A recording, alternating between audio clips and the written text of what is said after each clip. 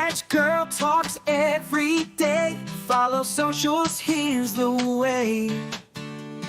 GurlTauX, every platform come to play. Catch our vibe, don't delay.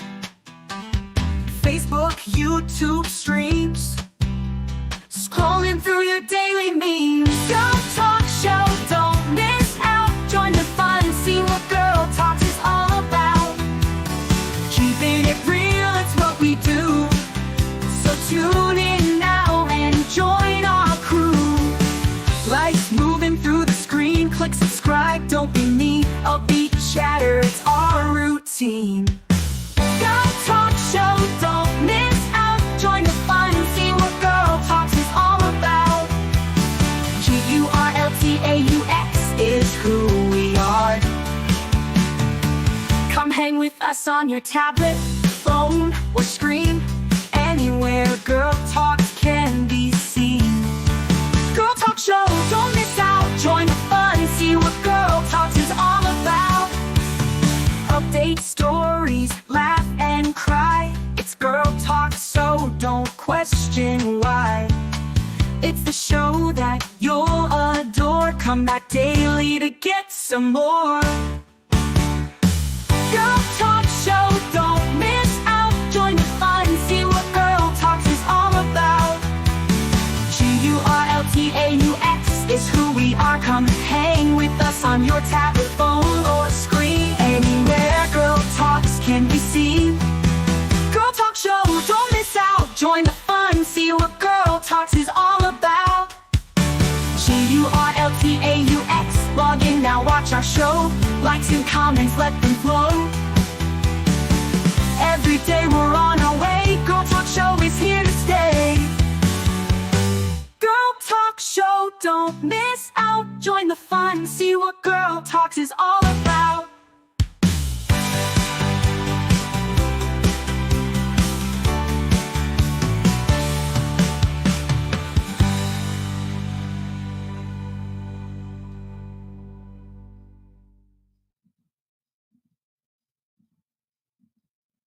Well, hello. It is Monday, and my computer is acting like it's Monday too. I just want to say that to start with. My computer is definitely acting like it's a Monday. So how is everybody today on a Monday?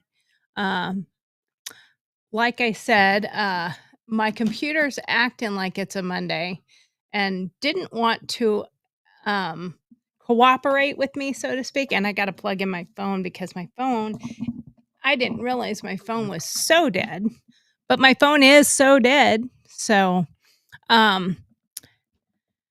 if you want to call in to the show, you can do so. You have to just let me know you would like to call in, and I send me a message, and I can send you the phone number back. I wanted to talk about the things that are kind of bugging me is really what I decided to talk about today. Let's just be frank. Let's just be real. Let's just be us, Frank, myself, no script. I do have some Dear Margarets.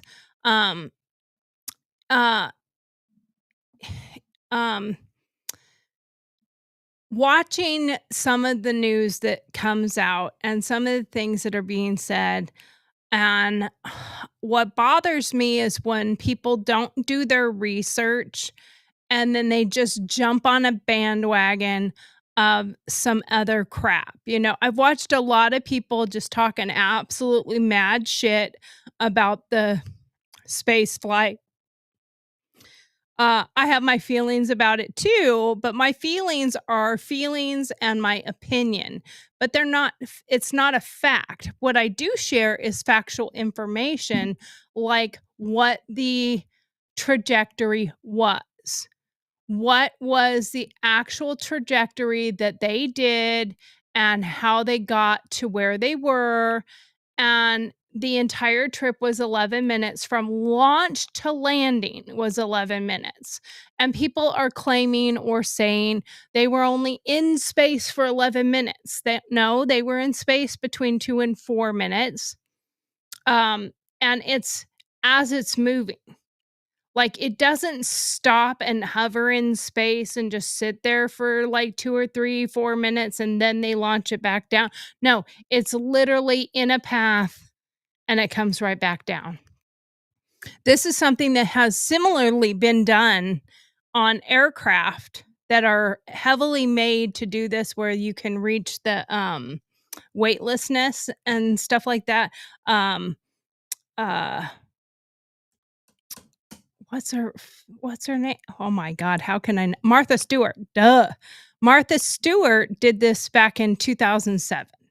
So she was way ahead of the game, and it was a ride. It's an amusement park ride type of thing, sort of. It's just for the elite. Um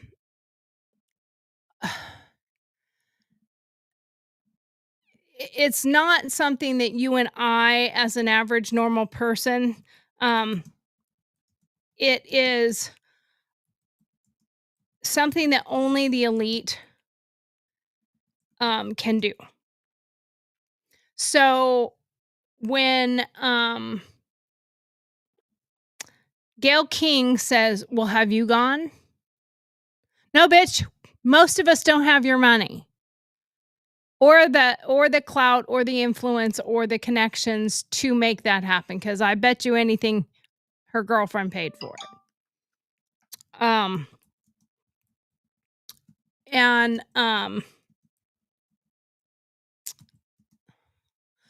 what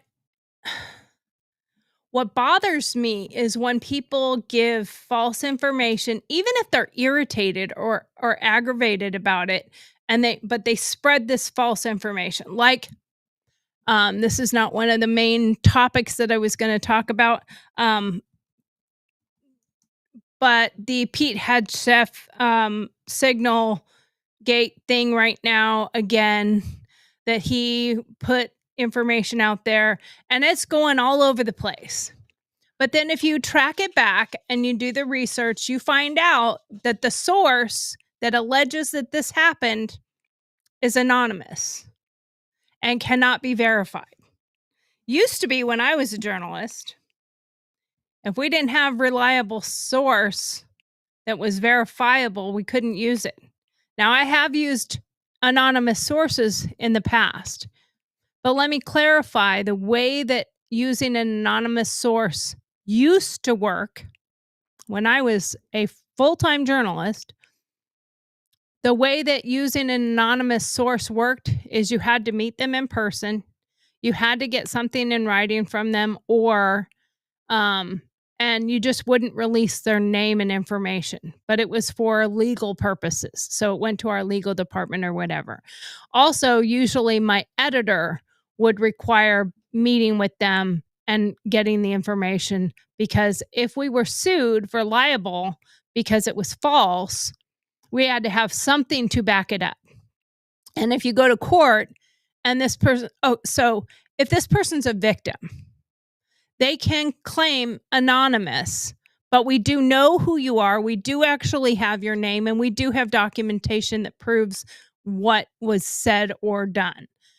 So that is a different way of doing it versus the way the media does it today is just anonymous source, and there's no verification purposes whatsoever.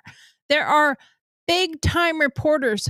Tom Brokaw, I believe, was fired many years ago for lying in stories because he was using anonymous sources, and it turned out they were him. He was the anonymous source. Therefore, he couldn't reveal who his source was because it was him, and he was just talking nonsense and making shit up. That's what's happening in a lot of these stories. And a lot of the misconceptions when someone, which I love Dave Rubin. I love him a lot. I really like his stuff. I've met him in the past when I had Mongol One Radio, all that stuff. But when he is debunking something, about the Carmelo case, and he's debunking something that, was said in this interview, and why we feel that he deserves to have self-defense. And the guy says that we need to be able to do it like Kyle Rittenhouse when we have video proof of him using an AK-47 and shooting 3 people in the back. He didn't actually say black, but he said 3 people. He insinuated that they were black. Many people think they were black. Many people have pushed that narrative. But when he comes back and he says, it was a different situation. They have video of him being chased and video of him being beaten, and he's on his back when he's shot, but he never clarified that it was not an AK-47, it was an AR-15, different type of weapon, and that he shot nobody in the back. He just moved on, that he was being chased. And yes, that's part of the story, but you still need to tell the other part of the story, where what was just said by one person, that he shot them in the back, that insinuates that he just went target practice out at this riot or whatever, when they were coming after him. And he didn't kill 3 people. He killed 2, and 1 lived, and he testified. And his testimony is what got Kyle Rittenhouse off, because he flat out said, yes, I was beating him with yes, I was doing that. Yeah, I did have a gun. And, one of the people shouldn't have even been there, shouldn't have even been part of this organization or whatever, because he was a convicted felon and he was a child molester. So, I mean, not that he had to tell all that information, but debunk the parts of the facts that he actually said were facts, where it was an AK-47 and he shot 3 people in the back and killed them. That's not factual information. Even based on the video proof, that is not what happened. So we need to clarify, and this comes from the left and the right. I want it to be clear,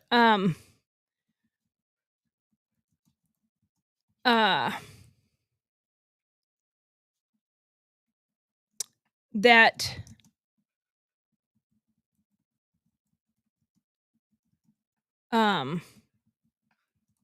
what's my thoughts here?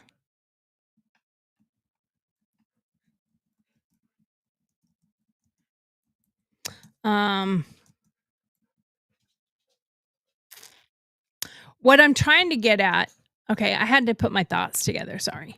What I'm trying to get at is there are too many people that jump on a bandwagon. And there's another YouTuber that I do like. I would have to look his name up. I actually like him. But he talked about this as it kind of is a FAFO situation. And he was told, don't put your hands on him, and then he put his hands on him. I'm sorry, but don't say it's an FAFO situation. Nothing warranted pulling out a knife. And he was threatening him to begin with before the hands were ever put on him. And putting your hand on someone's shoulder or touching them in any way, shape, or form is not lethal force. Therefore, lethal force was not needed in retaliation.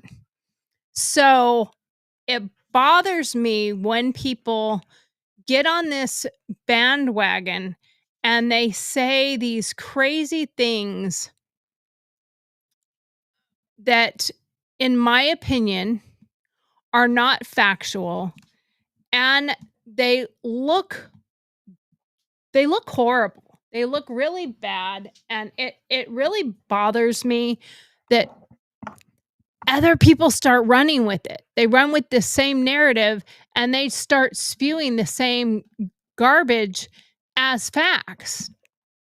What I want to see happen is, when we have facts, then we can share those facts, but share them as actual facts.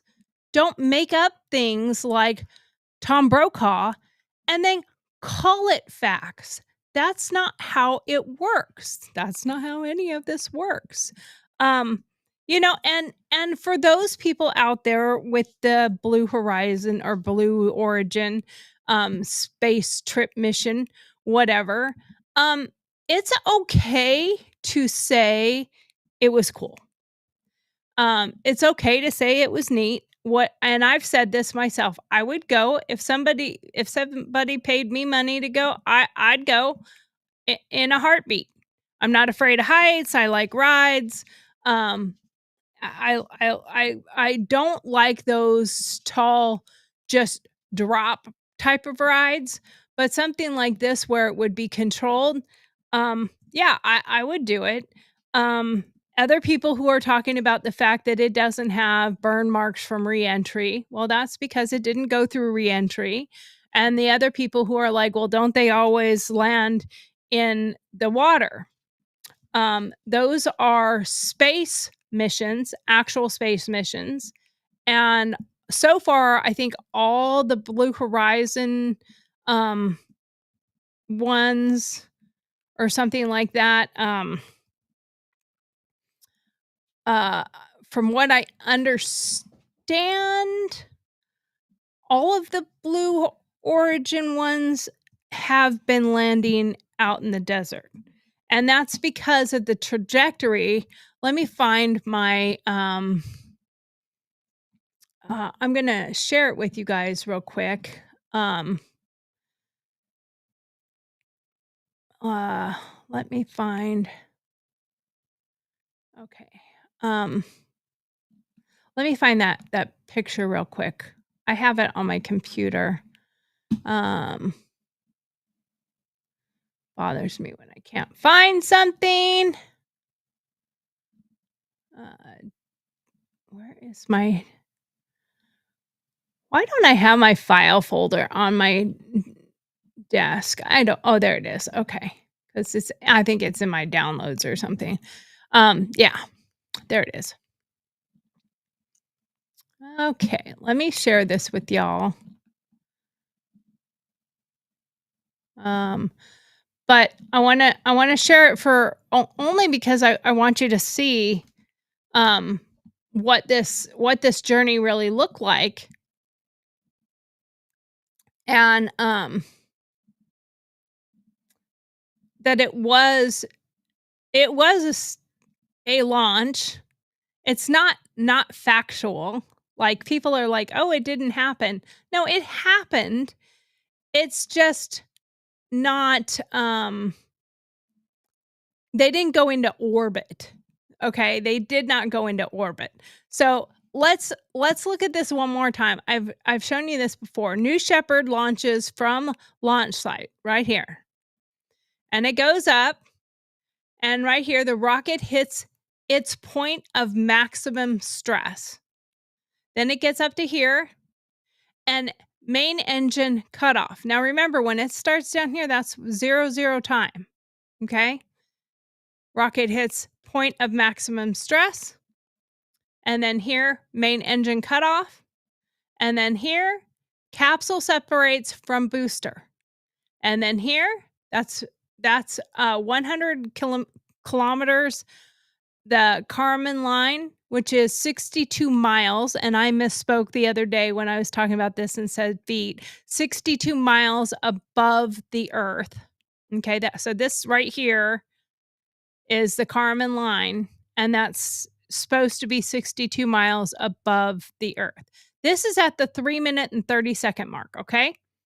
And the capsule passes the Kármán line and officially enters space.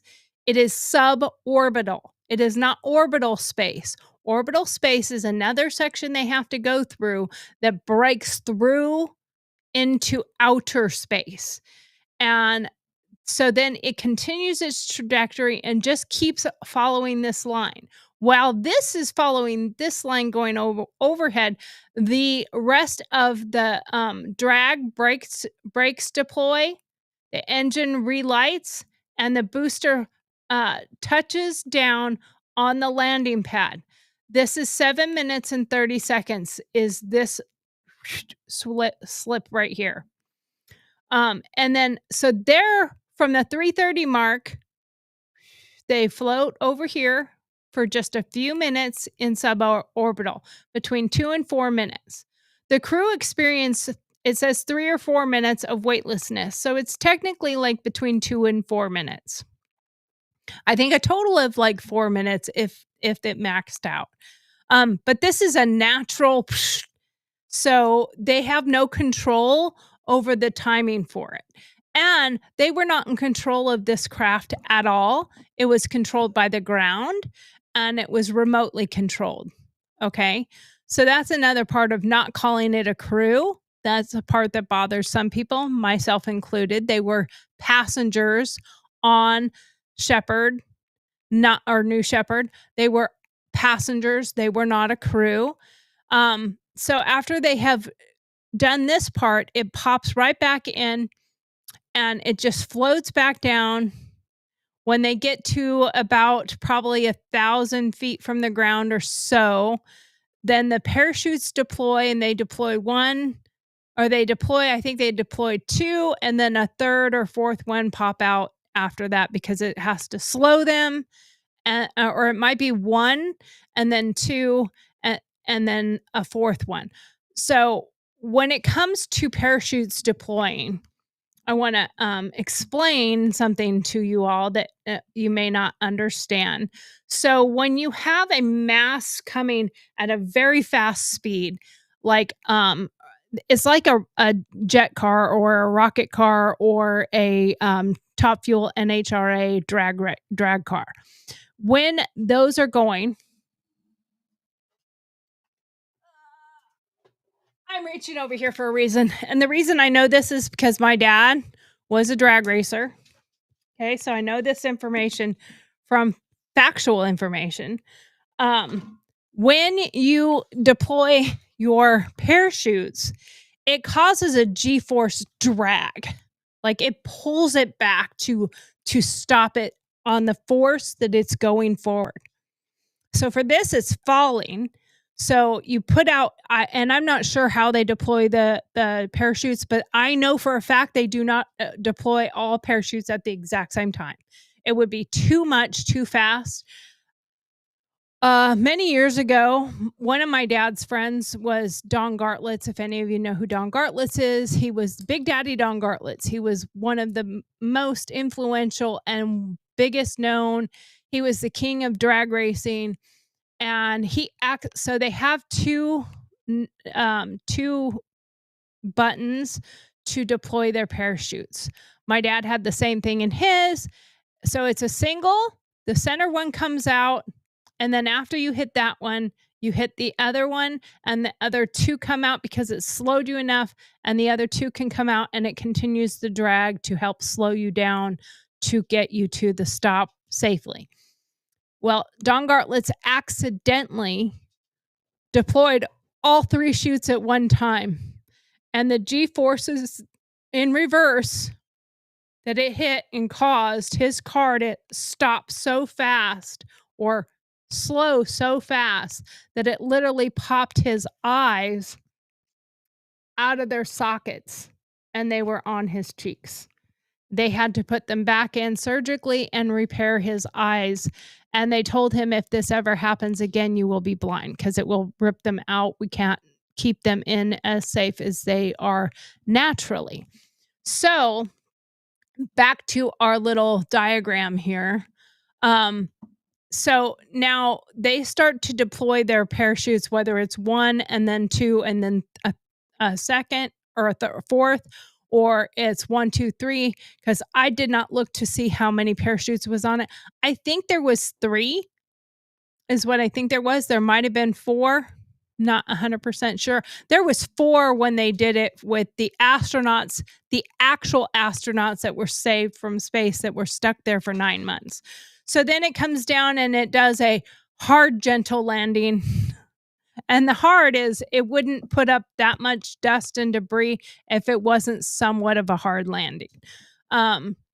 but it was a hard soft land. It was a hard controlled landing is what they call it in aviation type stuff. So that entire journey, and we can call it a journey, that entire journey was 11 full minutes.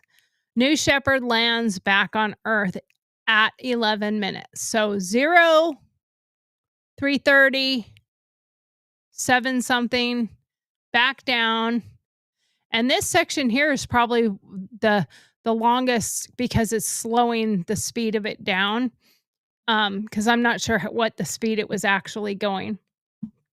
So for them to call themselves astronauts, that can be disturbing.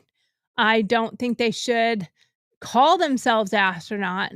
Oh, my husband says, Squirrel, it's definitely a Monday. It absolutely is. I tell you what. And he said the same thing. He absolutely agrees. I would love to go, but surely can't afford it. No, and that's the thing that bothers me so much is like 90% of the people bitching and complaining about this stuff would take the trip if they were given a ticket. Like if we were given a ticket, but the difference is I would say I'm going on this cool ass ride. I wouldn't be saying that I was I certainly wouldn't be saying that I was flying to space. I wouldn't be saying that I was going to the moon. I wouldn't be going on a rocket ship. We're not going to the moon. I wouldn't be saying that I'm an astronaut. I mean, and some people are talking about the fact that, well, they didn't even have to wear helmets. It didn't even happen. Well, because of where they were going, they didn't need helmets. It's pressurized. The capsule they are in, the wiener head that they were in, or some people say it looks like a boob. When it's on the rocket, it looks like a big giant wiener. He was going after the apparently I think he was going after the what's his name? Oh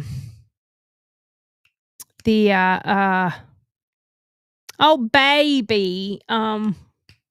What's his name? How do I not remember it? Anyway, he was going after that because that was one of the rockets that was in what was it? Goldfinger. It was Austin Powers. Let me see if I can find that one.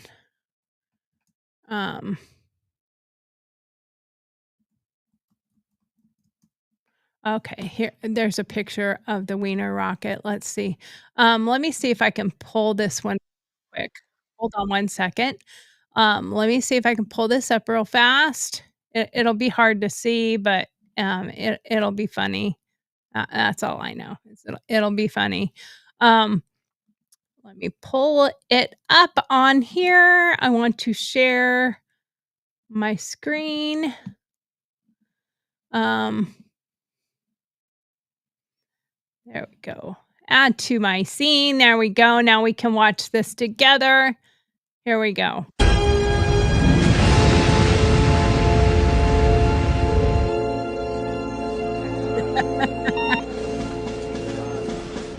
Colonel, you better take a look at this radar. What is it, son? I don't know, sir, but it looks like a giant... Dick! Yeah. Take a look out of starboard. Oh my God, it looks like a huge... Pecker! Oh, where? Wait, that's not a woodpecker. It looks like someone's... Privates! We have reports of an unidentified flying object. It is a long, smooth shaft, complete with two balls. What is that? That looks just like an enormous... Wang, pay attention. I was distracted by that enormous flying... Willie. Yeah. What's that? Well, it looks like a giant... Wiener? Any of you kids want another wiener? Dad, what's that? I don't know, son, but it's got great big nuts. Hot, salty nuts. Who wants some? Lord Almighty. That looks just like my husband's. One-eyed monster. Step right up and see the one-eyed monster. Hey, what's that? It looks like a big... Woody! Woody Harrelson? Can I have your autograph? Sure, no problem. Oh, my Lord. Look at that thing. So big. I've seen bigger. That's just a little prick. I had to show that because I thought it was pretty funny. I mean, we've all had those moments where we've seen some things that are pretty funny, and I still think it's amusing. So for these women, I still find it kind of amusing. So there's so many things that are going on in the news and going on that people are going bonkers over, that I've had quite a few people send me um Dear Margaret's in all these different categories. So we're not going to like stay on one specific category. We're going to move back and forth between them because I like to share what people have sent to me and go over these in my opinion, give my take on it, and then we can discuss it a little further after that. So this first one is, let me switch to this camera right here, and we will start. All right. Dear Margaret, Carmelo Anthony, a 17-year-old charged with fatally stabbing Austin Metcalf over a seating dispute at a Texas track meet, is being hailed as a victim by activists chanting "Justice for Carmelo." They're selling t-shirts even. Yet he's the one facing a first-degree murder charge, out on a reduced $250,000 bond, while Metcalf's family grieves. Why are groups like the Next Generation Action Network pushing this narrative? And how does it affect the real victims' loved ones when crowdfunding for Anthony's defense nears $500,000? Puzzled by the plot twist, your truth-seeking scribe.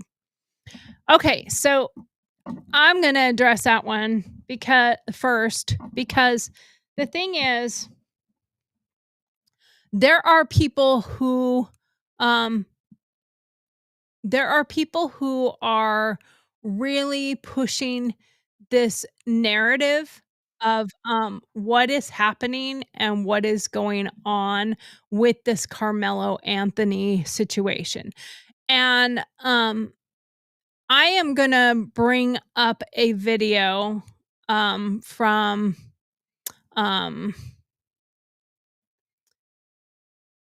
I'm going to bring up a video from let me get to the right spot here. But I am going to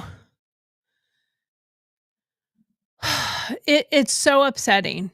It really is so upsetting. And the reason it's upsetting to me is because I feel like we have to be careful as Americans to not fall into this trap that I feel is being set to have a race war. I feel like it's a trap and we need to be very careful not falling for the trap, not falling into the trap and not becoming part of that. It keeps getting crazier and crazier. Sorry. I don't want us to get caught up with this baloney and falling into this trap of a race war. I feel like there are some and crazier and crazier. Stop playing when I didn't hit play. Thank you. But it makes me very concerned that we're falling in the trap of getting into a race war that none of us want to be in. And that race war is going to lead to a civil war. And we don't want to be in a civil war. We don't want to have a war on our own soil. So I'm going to play this from Officer Tatum for a reason. So let's listen to what Officer Tatum has to say. It keeps getting crazier and crazier and crazier and crazier and more deranged and evil. You know, this turned into something bigger than what it should have been. Because when I say bigger than what it should have been, it shouldn't be so much controversy around the fact that a kid was charged for killing another person. And he was charged. Absolutely. He was charged. So we need to realize that he's going to talk a little bit about it, but they don't automatically go to charges unless they have enough information to charge. It's not alleged necessarily because he's charged. And when I say, let me break down alleged and charged, meaning that it's not just that somebody think that he should be charged, because there are cases where when there's a shooting, a stabbing, or deadly force was involved, someone has a claim of self-defense. After police review as much information as they can possibly obtain in the time period that they can obtain it, they'll make a determination. If there's self-defense present, they won't arrest you. They will follow up and arrest you after they do a thorough, more in-depth investigation. The fact that immediately they charged him with first-degree murder, that means that they have probable cause to believe. Probable cause in law enforcement terms mean that a reasonable person would believe that he committed this crime in the first degree. That's the burden that law enforcement officers have to have in order for them to arrest you and charge you. They can't just say, I think we should charge him with this because I feel like this is what he did. Yeah, you can't charge based on feelings. You have to have facts and you have to have evidence to back it up. And one of the facts that is evident is when the officer was on the radio and he said, I have the alleged suspect in my possession or custody. I'm not sure how he said, or eyes on him or something like that. And Carmelo Anthony called out, it ain't alleged, I did it. So there is that. They have to articulate on an affidavit. We used to call them a felony interim. This is what you give to the judge when you book somebody on a felony charge. In the affidavit or text portion, you have to articulate very clearly the elements of the crime. That means first degree premeditation. You have to show very clearly that you have probable cause to believe that he premeditated it, that he committed the crime. You can't just assume. You have to articulate, this is why I believe, based on the totality of circumstances, that this person, as a reasonable officer, I believe that this person committed this crime. If you do not have clear elements of the crime in your felony interim, the judge will throw your case out immediately. Police officers don't have to rush to charge somebody with first-degree murder. In these self-defense claim cases, they can wait. As long as you're not a danger to, they know where you're located, they don't think you're going to flee, they'll let you go, and they'll follow up, what we call long form.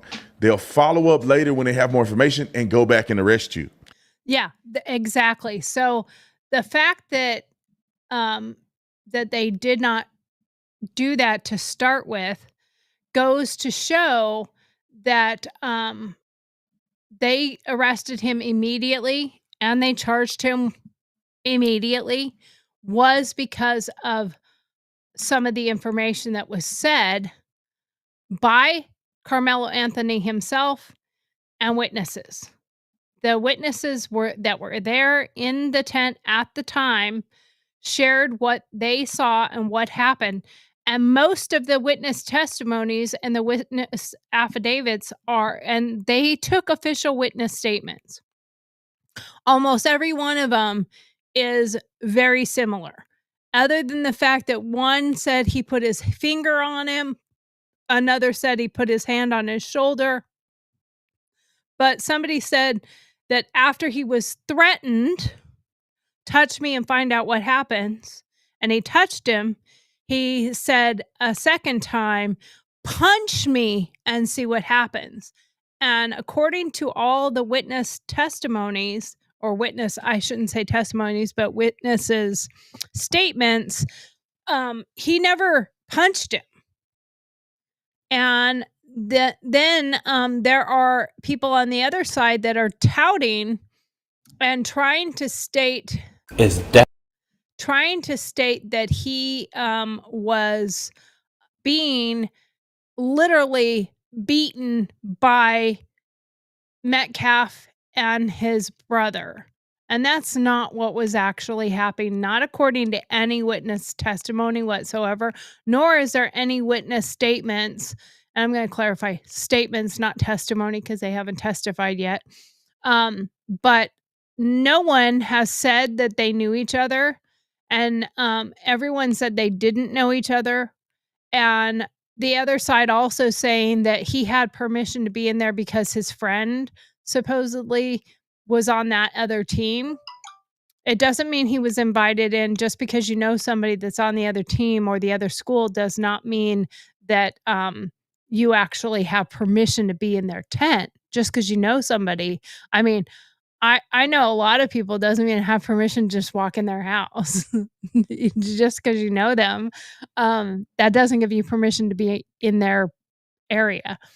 So, and the irony of this kills me. So we're gonna listen to this next part real quick. But there is an irony here to the not being in the place you're not welcome. As that was disrespectful and just shows you all the character who is not invited. He knows that is inappropriate to be near this family. White people, I'm telling you, stop. It's inappropriate to be basically where you're not welcome.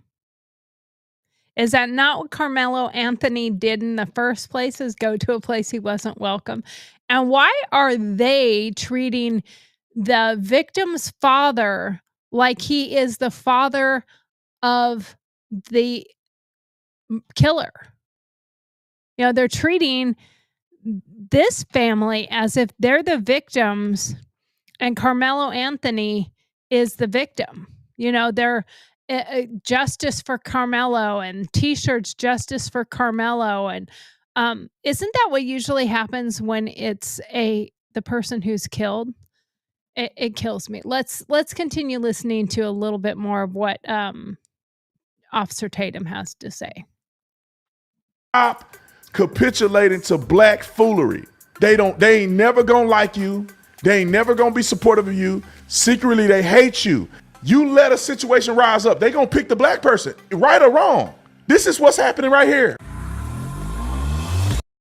Okay, and that is a big part of the problem with this narrative is what this whatever this guy's name is, I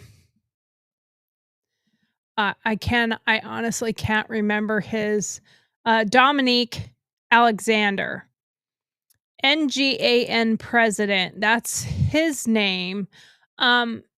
His speech,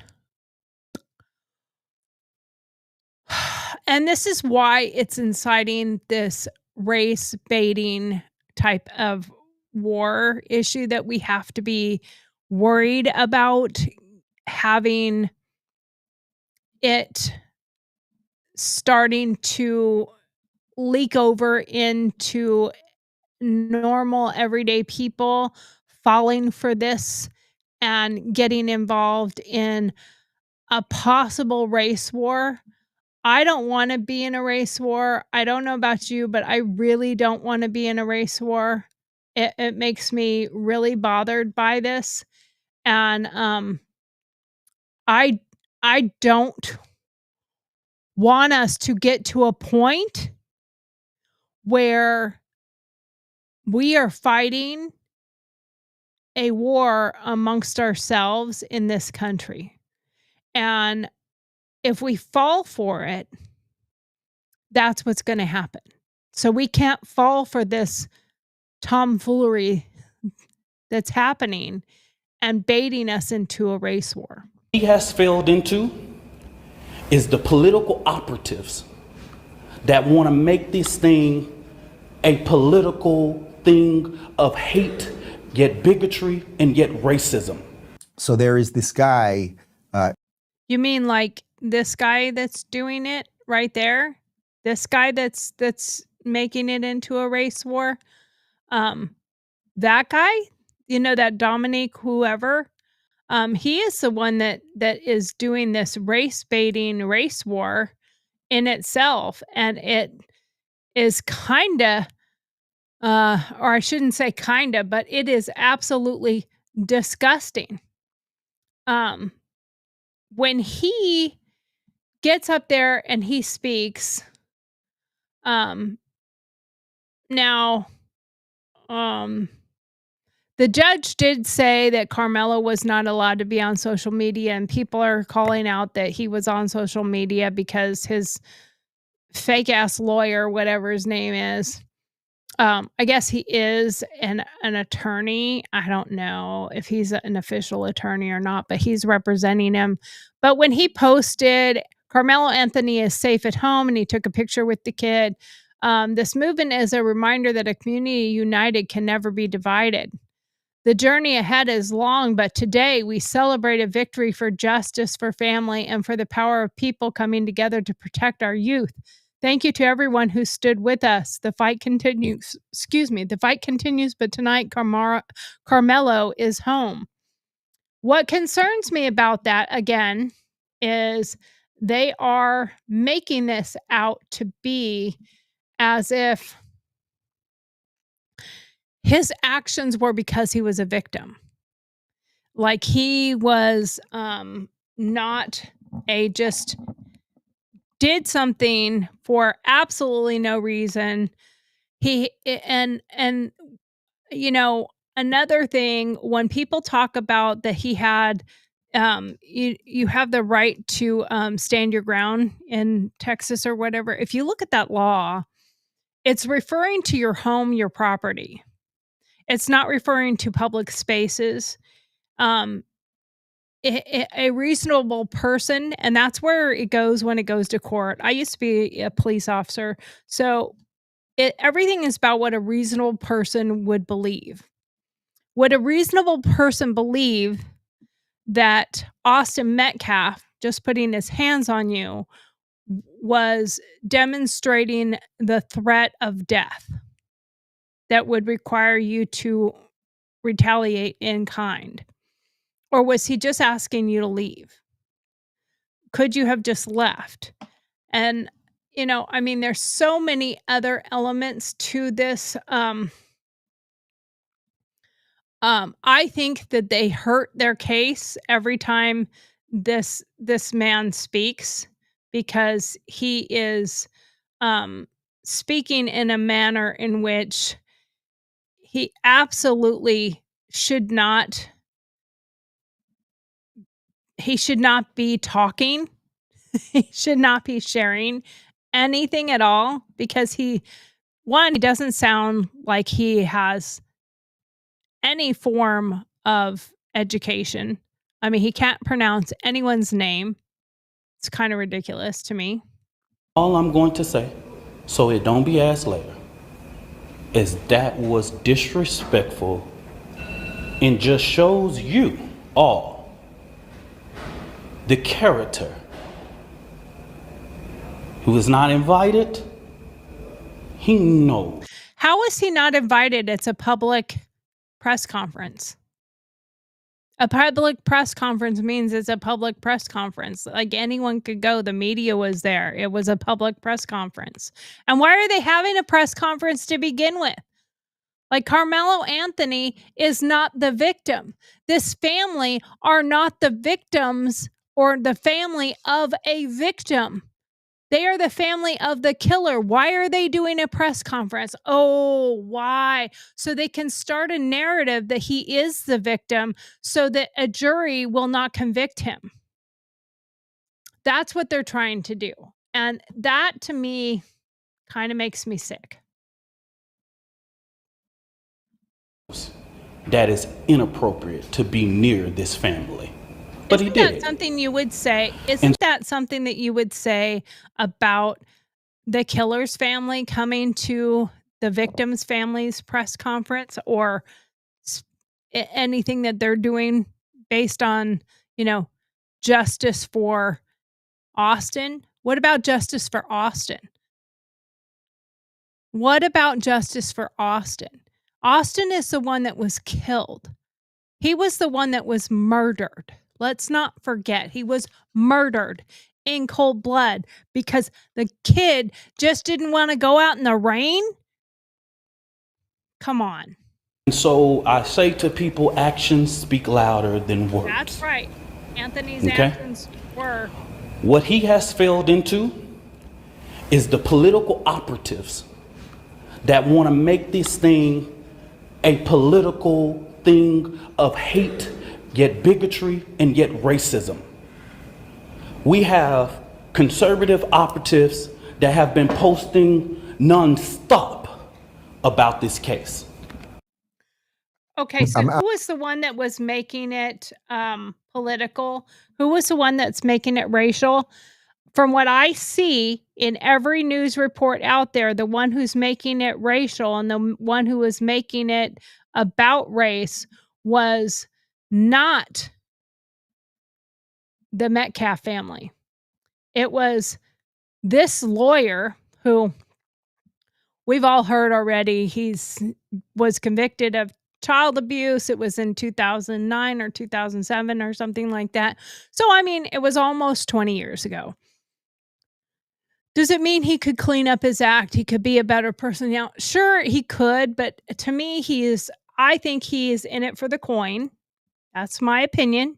I think he's in it for the coin, and I think he's doing it for the money because he sees this. I think he's a grifter. I think he's taking advantage of this family, and he's telling them, this is the route we need to go. This is the route we need to go. And I think that they are falling for it, and it saddens me. Because these racist bigots try to prevent us from standing up for our baby, our boy. That ain't your boy. You're being paid. Yeah, that's your boy. That's your boy. That's your baby. Your money, that's what it is. He should be afforded the same rights that Kyle Rittenhouse had. Daniel Penna. Kyle Rittenhouse. Not Kyle Rittenhouse. And what did he just say? And all of the people. What did he just say? What was the other one? Daniel Penna. Daniel Penna. His name is Penny. I mean, at least know who you're talking about and say their names correctly. That's disrespectful. Talk about disrespect. That's disrespectful. Can you not see that your words are disrespectful? It's disrespectful for you to talk about this man that showed up there with a generous heart, because when within hours of this incident, he said, I forgive him. He made a bad mistake. God forgive him. I forgive him. I'm upset about it, but we don't need to go after this kid, and we don't need to make this about race. But yet this guy thinks it's all about race. And I think it's because he's wanting more people to donate. That's all what I of really the think people it's about. Who have claimed whatever their defense was, he should be afforded the same right. Nobody in the public media has one video camera, but we got the video of Kyle Rittenhouse of Kyle Rittenhouse. What's his name? Kyle Rittenhouse. He's from Wisconsin. He's not from the South. And let's talk about what that video evidence is. Oh, sorry. AK-47 shooting 3 people in the back. AK-47 shooting 3 people in the back. It was an AR-15. He shot 2 people, one in the face, one in the chest, and one in the bicep. 2 died, 1 did not die, and testified, and that's what actually won his case. We got that, and he raised more than $2 million publicly, and nobody said. Yeah, and every dime of it went to his attorneys, who he fired because they were grifting. Okay? That also happened. Let's talk about that. Kyle Rittenhouse fired his original attorneys because he felt like they were grifting. And then he hired another defense attorney who he didn't feel was grifting. Let's clarify that. And all of that money, I think for the most part, like 90% of that money went to his attorneys because he was charged exorbitant amount of money. And the reason he even said that he felt like his attorneys were grifting is because his attorneys could have gotten him out of jail sooner because they had enough money to pay his bail and they could have gotten him out sooner, but he felt like they were holding him in court themselves, or I mean in jail themselves, to gain more money to come in to the fundraising. And then he fired them. Said anything? What do you mean nobody said anything? People were calling Kyle Rittenhouse a racist and a white supremacist and all of these crazy things. As a matter of fact, he sued CNN, didn't he? And he won millions of dollars from CNN for calling him those things. But you're right, actually, in some sense, you lunatic. Carmelo Anthony, the murderer in this case, he is deserving of the same exact rights as Kyle Rittenhouse and literally anyone who's accused of a crime. He is completely deserving of a free and fair trial and everything else. But it's not racist and bigoted to call out what happened. And by the way, if it happened the other way, you guys would be saying Exactly. If it happened the other way around, they would be marching in the streets and torching their towns over the fact that a white kid hurt a black kid. That's what would be happening. And then, of course, they tout this kid in his suit and his tie and his jersey at school about what an amazing fellow he is. And this is the image that they put out, that it is on social media for Carmelo Anthony. Now, that looks like a toy gun. It doesn't look like a real gun to me, but, you know, he looks kind of creepy. He looks like a thug, or like he's trying to be a thug. He's trying to be, you know, it reminds me of that, oh, let me see if I can find that one. It is actually really funny, and it's kind of fitting to this. Let me look it up real quick. Oh, I have to actually look it up in Facebook, or I mean YouTube, or it's gonna come up with something else.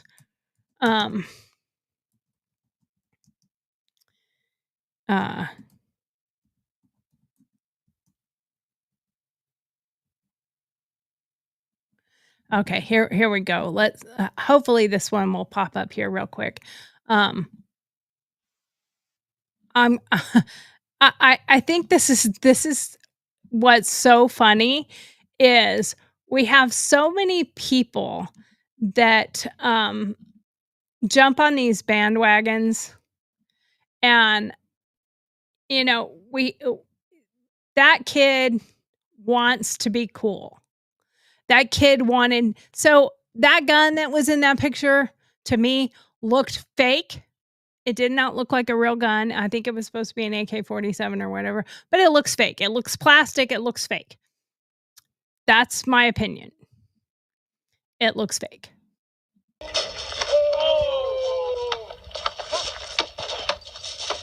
Oh, sweet. You say something, Frodo? No, I was just saying how that guy shacked you over there. We got 2 on 2, right? Look, why don't you find an under 2 foot lead?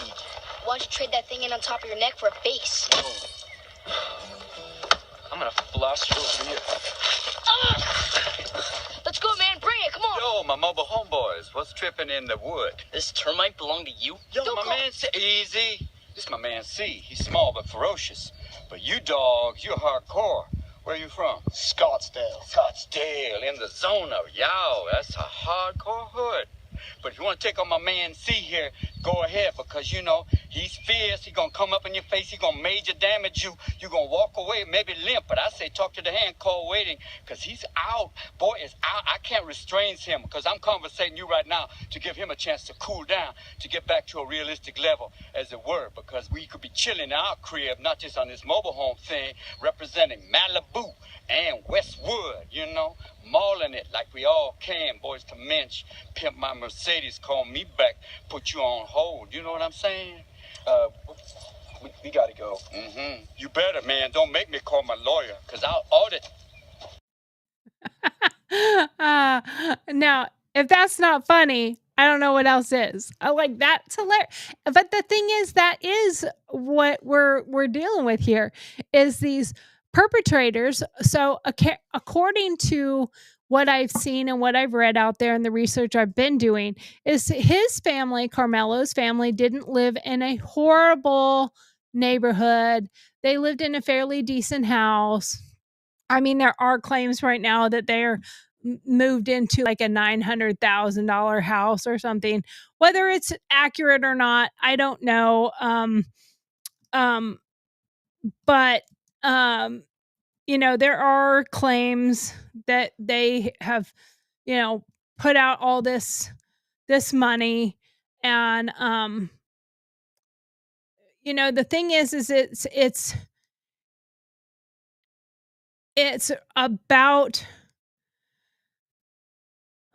um it's about a narrative that they want to um put out there. Um they want to push this narrative, and they want to push that this kid was a white supremacist, that this kid was supposedly a racist, and that he had it coming to him just um uh because he was white, and that automatically equals white supremacist, Nazi, anti-Semitic, all this other stuff. And when and they showed him with a gun as well. And what bothers me when they show this kid with a gun um in a picture is come on. They show him with a gun. And they've showed several different ones. I'm gonna share this screen with you real quick. Let's see. All right. Okay, so look at this one here. Okay. Now they show him with a gun here. They show him with a gun here. They show him with a gun here. I don't know if these will open or not. Okay. Um, but the difference is he is shown here with and it won't switch to these other ones that I'm pointing out. It'll only show this screen. So when they show him with a gun here, he's in camo, they're going hunting. I think there's a difference between that and the one that we saw before with Carmelo Anthony, and his little fake AK-47. And apparently there's another one of this boy. But there's also people that are coming out in defense of there's people coming out defending Metcalf that are trying to remind people of who he actually is, and it's people that were on his sports team, I guess. And I don't know. What I want people to do is I want to have people realize that there this whole thing is turning into race, lies, and money. That's really what it's coming out to. Is it's coming out to be something that is about money. Um And it's not even about facts, it's not about reality, it's not about, um it's about money. It's to me, it's like it's a grift. The whole stupid thing is a grift, and it's a grift by the, it's a grift by that attorney dude, it's a grift by his family, which is sad. But we've seen it. I mean, George Floyd's family admittedly had not seen him or been around him in a very long time, and he was a drug addict and everything else. But then you saw the pictures come out, and it was like, well, what he could have become. He could have become I think they had him in an astronaut suit, they had him in a doctor's like, he could have become a doctor. No, he couldn't. No, he couldn't. Let's listen to this last little bit here, and then we're gonna move on to the other Dear Margarets, and then we will continue and finish these Dear Margaret. Austin is not who. Hold on, I guess there's no volume. Austin is not who the black community is saying he is, or his family, because one of his teammates is actually black. A lot of his teammates are black. So we know it wasn't a racial thing. He has black people all over his ex, right? He shares their posts. That's not the signs of a racist kid. Most kids aren't racist. I've taught high school. They play around. They mess with each other. But that's not a reason to kill somebody. I taught my kids the right way. And what we taught our kids is that nonviolence is never the answer. You never use somebody, you go tell a teacher. He just said nonviolence is not the answer. I think he meant violence is not the answer, not nonviolence. What normal, civilized people, but we act like a bunch of thugs in the African American community, a lot of criminals, like we are, like uncivilized animals. And I said it. But the teammate of Austin comes out and says that they're lying on him, that he was a great player, that he was an amazing kid, he wasn't a racist, and comes to his defense. This makes me more mad every time I look at this, see something like this. This was Austin Metcalf's last words on X. Did this look like a words of a racist? And if you look at his Facebook, his X page, full of black people, full of black teammates he shared their posts. He played around black people. He loved black people. That's part of the problem is they want to push this narrative because they're hoping that it gets really popular with they're hoping it gets really popular with the people who would be selected on a jury pool. That's what they're hoping for. And that they will automatically go into this narrative that he was a racist, therefore he is not guilty. Because Austin Metcalf was a racist, so he's not guilty. That's not how it should go. That's not how that's not how it's gonna go. They're gonna follow the law, hopefully. I hope they follow the law. Anyway, let's get to our other Dear Margarets. Dear Margaret, a group of women soared to the edge of space with Blue Origin, celebrated as pioneers for women in aerospace. But this pricey, I can't even speak. This pricey suborbital jaunt barely crossed the Kármán line, feeling more like a luxury stunt than a giant leap. Do these trips truly break barriers, or are they just a way for the elite to buy a space traveler badge while the rest of us stay grounded? Signed, Curious from Earth, your stargazing skeptic. Well, the reality is, as we talked about in the first part, you're right. They just went to the Kármán line, which is 62 miles above the Earth, and they went just slightly over that, which is 62 miles.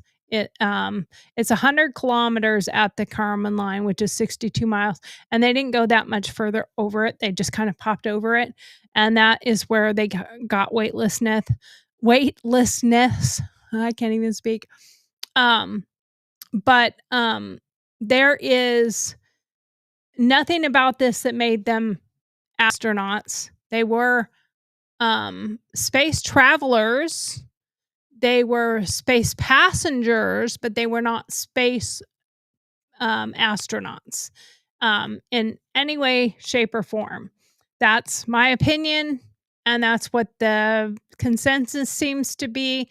They were not. They were not what they're not heroes. They didn't perform some amazing task or something. they just were able to buy a seat. They didn't break any barriers. There are women astronauts that actually broke barriers because they're astronauts. When they talk about the training, I want to throw up in my mouth because the training consisted of 2 days to learn how to get in and get out and learn the word ingress and egress and to put on your seatbelt. Okay. You learn that every time you get in and out of your car. So that to me bothers me as a woman. Don't claim to be a hero when you're not. Don't claim to be something you're not. You're not an astronaut. All right, let's get to our next one. And by the way, I really do appreciate these Dear Margarets that get sent to me.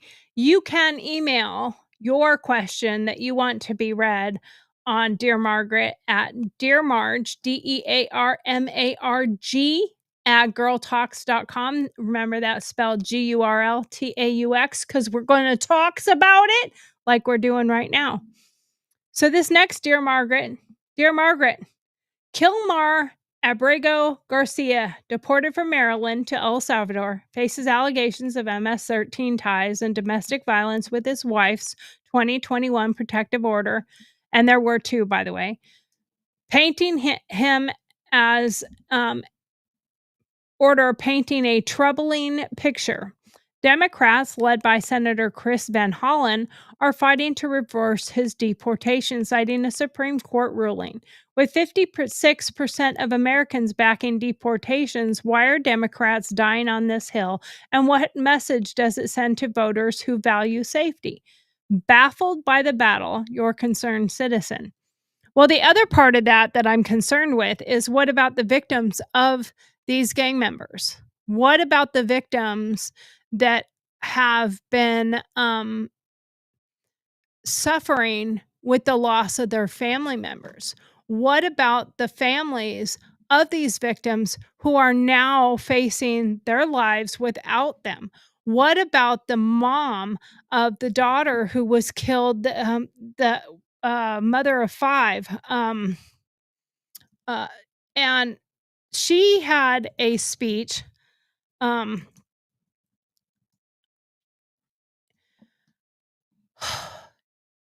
It broke my heart. This mother spoke out about her daughter who was murdered. And these other people act like this MS-13 gang member that was deported. He's an El Salvadorian. He's not an American. And even Governor Van Hollen, or Senator Van Hollen, sorry. Senator Van Hollen even said, accidentally started to call him an American in one of his interviews. But what about Rachel Morin? You know, she's the mom that just did her speech about her daughter's death. But they don't talk about that. They don't talk about any of them. They don't talk about these people. And that is so much more devastating. And we have to keep the reality. And an MS-13 gang member, I don't care when, because this is the thing with gangs, and this is what they have to understand, and this is what needs to be really clarified, is gang members, actual gang members, MS-13, they get tattooed. They don't get a card when they join the gang. As Dave Rubin said, Bob, get the laminator and get his card put together. He's now going to be part of the gang. That's not how it's done. They're branded. They're branded with tattoos. And those tattoos are a depiction of what they feel. And when he said, when the senator came back and he said, with a tear in his eye, and he went like this, I was like, oh, you mean the one that's tattooed on his face for murder? Because that's what they get a teardrop for. Now, if it's an outline of a teardrop, I believe that means they caused physical bodily harm to somebody, they assaulted someone. If it's colored in, it's murder. they killed someone. And the number of teardrops tells you how many people they killed.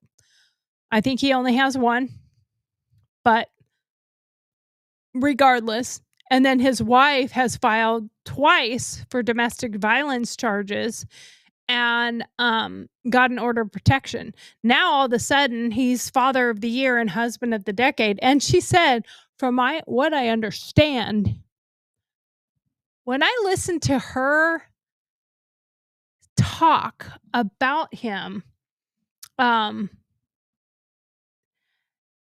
it really bothered me because her speech, I dug it apart in the aspect of what she actually said, because there was something troubling in her speech. Let me find that real quick. Let me see if I now this is not the one. I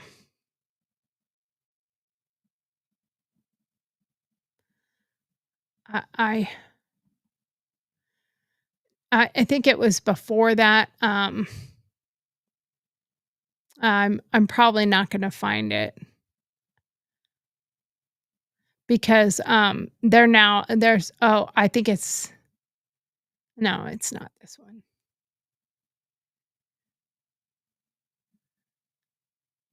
Let me see if this is. Good afternoon.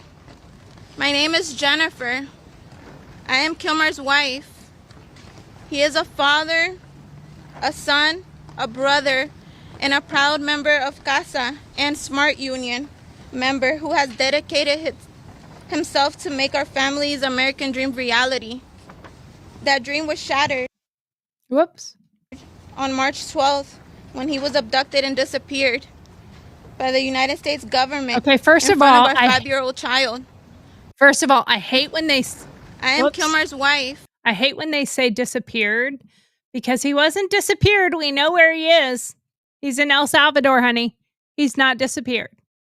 Brother and a proud member of CASA and SMART Union member who has dedicated himself to make our family's American dream reality. Well, she caught herself by saying that dream life. was shattered on March 12th when he was abducted and disappeared by the United Disappeared. Again, disappeared means you don't know where he is, and you know where he is. He's in El Salvador.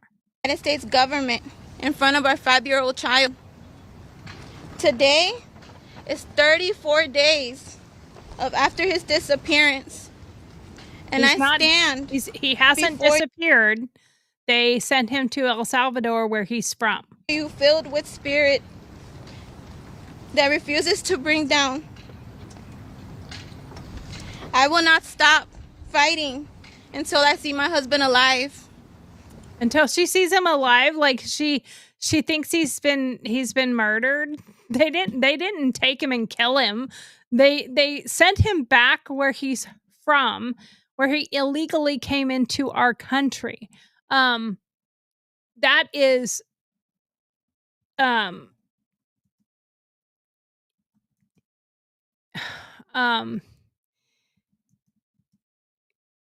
that is where he's from.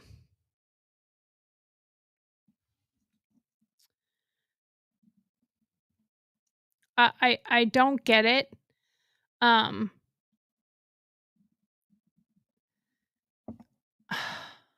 just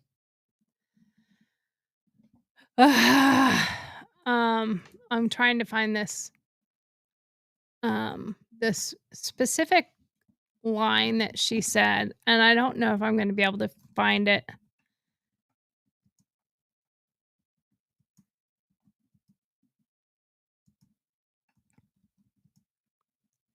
What bothered me about this one, and I may have to look for it later, but is she understands he's a good father. And she understands, and the way she said it, I understand he's a good father and husband, as if she's been told to read what it is. Good afternoon, everybody. She is supposed to. President Trump campaign.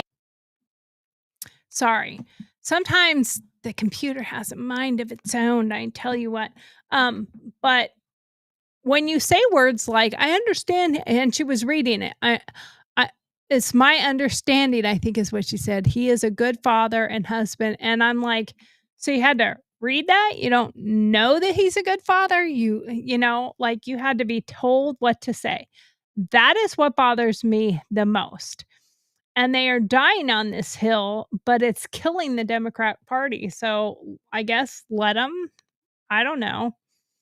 Next, Dear Margaret. Dear Margaret, Democrats keep trotting out Joe Biden as their leader despite his obvious cognitive struggles, with some calling it cruel to exploit a man with dementia for political gain.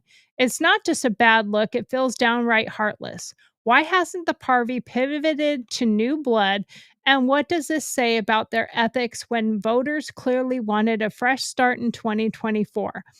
Signed, Troubled by the tactics, your moral compass. Well, I have to say, the only thing I can say about that is it's disgusting. He shouldn't be paid for speeches and he shouldn't be going and doing speeches. His favorite place is on the beach in a lounge chair napping. That's where he should be, and that's where he should enjoy the rest of his life with his friends and family and say la vie. He doesn't need to go out on speech tours. He's got plenty of money. Plenty of laundered money, whatever. He doesn't need it. That's my opinion. That one's short. Dear Margaret, AOC and Bernie Sanders are on a fighting oligarchy tour, railing against wealth while reportedly zipping around on a private jet that costs $15,000 an hour. How did they How did they square this hypocrisy with their anti-elite rhetoric? While their supporters shrug off the contradiction, or is it this crack in their credibility as champions of the working class? Signed, Flummoxed by the flyover, your grounded observer. So it is kind of amusing to me how they're on their fighting oligarchy tour. And if you've noticed, Bernie has stopped using the millionaires statement, and it's all about billionaires now because he doesn't use the millionaires anymore because he is one of the millionaires now, and so is AOC. So they got to go with the billionaires now, going after the billionaire oligarchies while they tout off in their jet. And where did he go speak? Coachella. Coachella's tickets are like $600 a person, and it's filled with nothing but a bunch of rich ass kids. Do you think they give a shit? You know, I mean, they don't give a shit. Most of them are probably smoking dope going like, dude, you're at Coachella, man. Like, you're at the wrong place. Like, we're all rich. And I don't want anybody taking my money or my weed or my iPhone or my iWatch or whatever else, and they're staying in luxury hotels at Coachella. Are you fucking kidding me? You should be out at Burning Man where the people run around in their nothings and their bare feet and the dirt and all that sand dirt up in their cachuchis and everywhere else. Go there and speak about your oligarchy. Oh, wait, it's probably too dirty for you there. That's the reality of that one. All right, well, let's go on. I don't think that they can be leaders in the party, first of all, because they're too radical for the other. They're too radical for their voters. So I don't think that they are going to get very far with that. That's my opinion. I don't think they're going to get very far with that. Anyway, let's go to the next one real quick here. Dear Margaret, Senator Chris Van Hollen, not the Maryland governor. He's not the Maryland governor. He is the senator. Used taxpayers' dollars to jet to El Salvador to defend Kilmar Abrigo Garcia, labeled as MS-13 member by the Trump administration. I want to clarify, he has not been labeled an MS-13 by the Trump administration. He was labeled in a 2019 and 2021 judging by a judge that he is MS-13. a deportation judge that did deem him an MS-13. And part of that decision for his deportation, and then they put a stay that he couldn't go to El Salvador at the time, was his own statement that I can't go back to El Salvador because I will be attacked by a rival being the key word, gang member. Okay? All right. Anyway, we got 6 minutes. Let's finish this. So her question is, member of the Trump administration. He was labeled an MS-13 member by the Trump administration, and to clarify, like I said, it was a judge who officially put that. Despite Garcia's alleged domestic violence and gang ties, Van Hollen claims there's no proof. Is it right to suspend public funds on this cause, especially when victims like Rachel Morin's family feel sidelined by their own senator? Outraged by the outlay, your taxpayers advocate. Absolutely. I think it's really sickening and it's really disgusting. And when he was asked when he got back, did you ask him if he was MS-13? He's like, no, I didn't ask that because, like, I don't want to know. I don't care. I'm just standing on this hill because I feel like it's a hill I need to stand on because I think there's enough people that support this. In my own constituents, so I don't give a shit about you. Come on. There's nothing to see here, people. Move on. Move along. Gang members passing through. Move along. Disgusting. Yeah, and they should not be spending government money on it. That is absolutely, if he wants to do this bullshit, it should be on his own dime and he should be charged for misuse of government funds. That's my opinion. Dear Margaret, the Carmelo Anthony case is a misinformation minefield, with social media buzzing about his family's supposed lavish $800,000 home and private security claims their attorney says are false. Meanwhile, groups like Protect White Americans are stoking racial fires with planned protests. Why do these lies spread like wildfire, and how can we stick to the facts in such a heated mess? Lost in the static, your clarity crusader. I think it is important that we look at the facts, and I think it's important that we see the facts as they are. Officer Tatum did point out the fact that they may not have used donated funds on the Give, Send, Go yet, but as Officer Tatum says, they've donated to different organizations and different people for different things. And wealthy people, if they're in it for the cause or whatever, they can just write you a check. They can just give you money. So there's when the mom said in her interview, we have not used any money from that Give, Send, Go. She specifically said Give, Send, Go fund. She didn't say we haven't been given other money. And there is no proof yet that they bought the things, but I think it's coming out that they did buy a vehicle, maybe for his security because it was a big SUV or something like that. I don't know. But I think it's disgusting to make money off of your son's murder. That to me is a little bit disgusting. And I'm sorry, justice for Carmelo is also disgusting because he is not the victim here. He will get justice. It may not be the justice you want, but if they follow the law and he's charged and he is sentenced and he is tried and he's sentenced, the best thing that boy could do is take a plea bargain. That is the best, because he may get life if he goes for a trial. Because I don't think you're going to find a full jury out there that is going to be on the side of your grifting family. Sorry. I hope not, especially in Texas. You're going to find it hard pressed. Anyway, I think this is our last one, maybe. Dear Margaret, Democrats are digging in on issues like defending Kilmar, Abrego Garcia, and popping up Biden, while MAGA folks rage over Carmelo Anthony's bond release, with figures like Charlie Kirk framing it as racial injustice.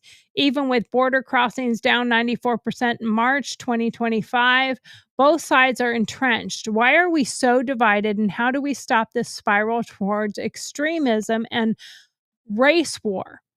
Hoping for harmony, your bridge building dreamer. Okay, that is a great one to end with, because it is so important that we follow facts and not feelings on these cases. And we really need to let this case of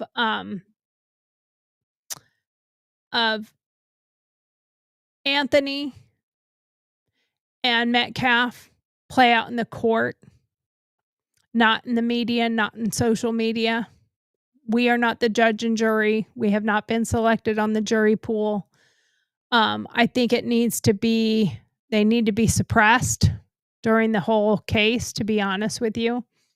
I think it's going to be very touchy. I don't think we should have race riots and protests like White Americans Unite and America White Justice.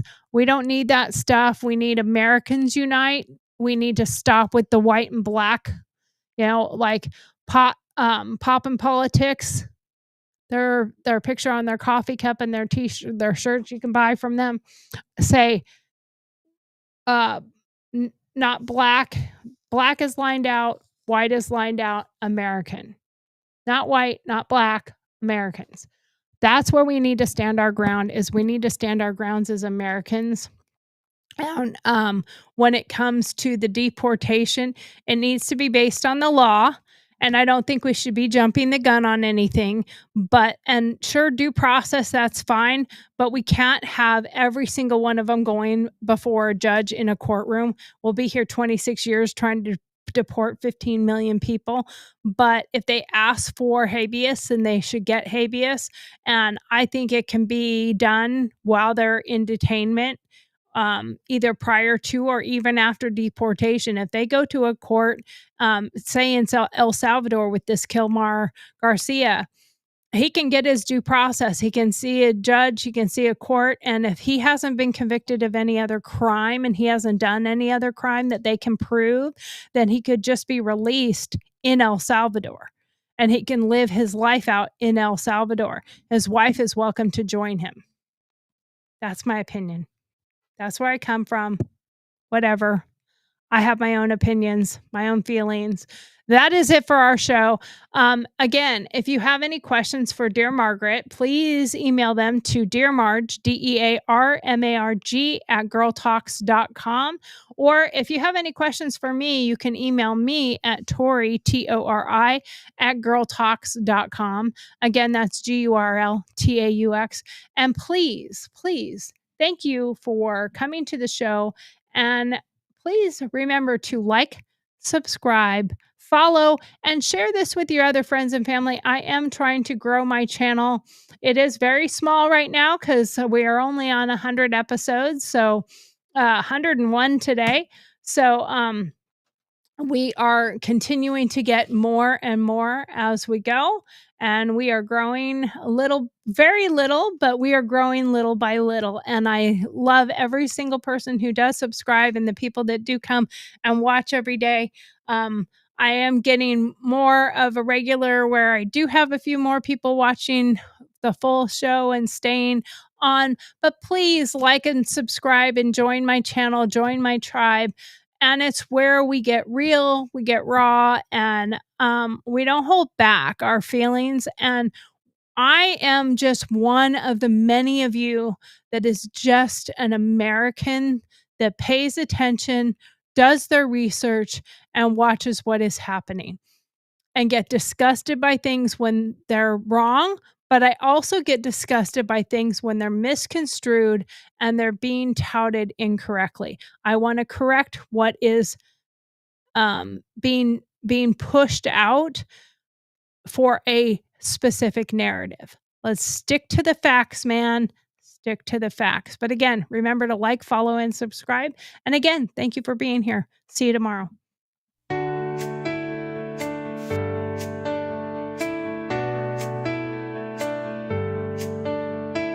Thank you for watching Gurl TauX live broadcast, which airs weekdays at 7 p.m. Central Standard Time. Don't forget to send in your Dear Margaret questions. Then join us for our opinion-based answers. We love having you. Thanks for taking the time to be with us tonight. Don't forget to like, follow, subscribe, and share with your friends. We'll see you tomorrow. Good night.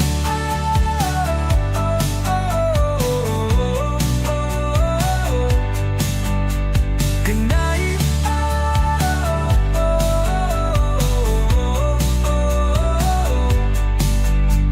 night.